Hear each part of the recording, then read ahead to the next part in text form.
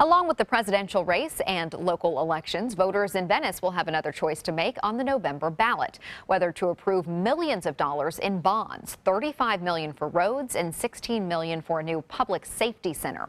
ABC 7's Christopher Brantley is joining us now live from Venice tonight with more on this ballot item. Christopher. Well, Haley, we've talked about this public safety bond before, but tonight we're getting a breakdown of what it may actually cost to build a new police station. Just last month, we showed you tarps set up in the evidence room of the current police station. At the time, the police chief told us the roof wouldn't stop leaking. This is basically a result of neglect over the years of not maintaining the roof. He also told us the current building was less efficient than it could be. He'd like to construct a new building altogether.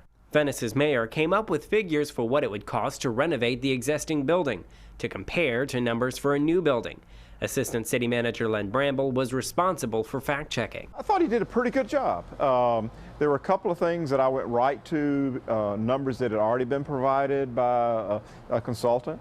There are serious differences between the two projects. For instance, land purchasing alone adds $2 million if a new building is built. They're just huge construction and operational concerns with each and every scenario.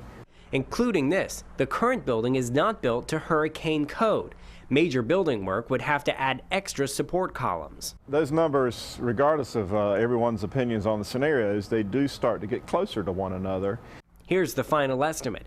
Just over $13 million to expand the current building, $16 million for a new one.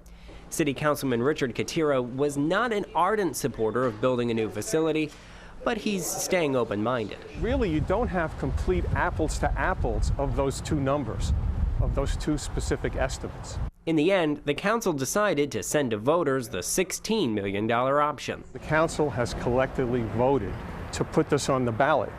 We have not voted to spend this money. The people will decide.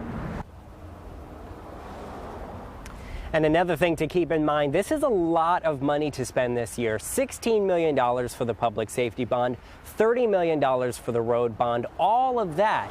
And the city of Venice raised taxes earlier this year. Live in Venice, Christopher Brantley, ABC 7, your Suncoast News.